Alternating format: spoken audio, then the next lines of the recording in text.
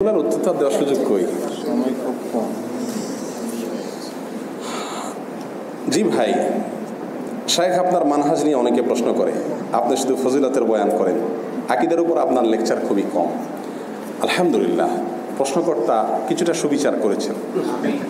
বেশিরভাগ ভাইয়েরা আমার প্রতি বড় অবিচার করেন। তারা বলেন যে আপনি আকীদার কোনো ওয়াজ করেন না কেন?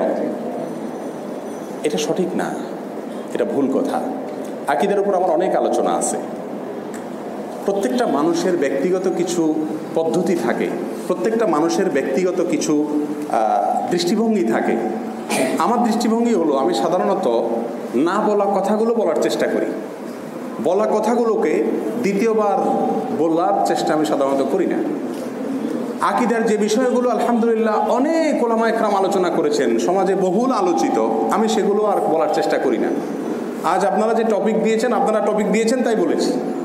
আমাকে যদি স্বাধীনভাবে দিতেন তাহলে আমি এই টপিকে বলতাম না, আমি অন্য একটা টপিকে কথা বলতাম। আমি ওনাকে প্রস্তাবও করেছি, কাদিয়ানীদের বিষয়ে কথা বলার আমার ইচ্ছা ছিল। বাকি আপনারা যেটা শুনতে চেয়েছেন বিধায় এই টপিকে কথা বললাম, এটা অর্ডারই আলোচনা।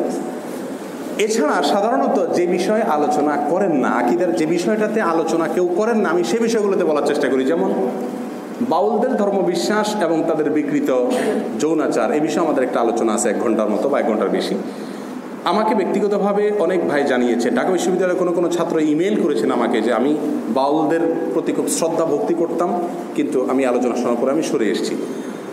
আমি এই বিষয়ে অনলাইনে সার্চ দিয়ে দেখেছি, কোনো আলেমের কোনো লেকচার আমি পাই নাই বাউলদের আকীদার বিষয়ে। আলহামদুলিল্লাহ আমরা করেছি, তাহলে না বলা কথা বলার চেষ্টা করছি। বাউলদের ধর্মবিশ্বাসকে আমরা তাদের বই পুস্তকের আলোকে অনুসন্ধান করে কোরআন হাদিসের ছাঁচে ফেলে সেটার বিধান আমরা জাতিকে জানানোর চেষ্টা করেছি। তাহলে আকীদার আলোচনা নাই? হিজবুত তাওহীদের আকীদা নিয়ে, তাদের ভ্রান্তি নিয়ে কোনো অথেন্টিক লেকচার ইউটিউব বা কোনো জায়গায় কোনো শেখের নাই। ডক্টর খন্দকার আব্দুল্লাহ জাহাঙ্গীর রহমাতুল্লাহ সামান্য কয়েক মিনিটের কয়েকটা কথা আছে, বিস্তারিত তাদের আকীদা বিশ্বাস নিয়ে আলোচনা নাই। আলহামদুলিল্লাহ বেশ অনেক মাস পর্যন্ত তাদের নিয়ে পড়াশোনা করেছি। আমার স্ত্রীকে তাদের অফিসে পাঠিয়ে হিজবুত তাওহীদের সমস্ত বই পুস্তক এবং পত্রপত্রিকা কালেকশন করে আমি সৌদি আরবের লোক মারফত নেওয়াইছি, সেগুলো পড়াশোনা করেছি, করে সেগুলোর উপরে তাদের আকীদা বিশ্বাসের উপর একটা লেকচার দিয়েছি 1 ঘন্টার উপরে।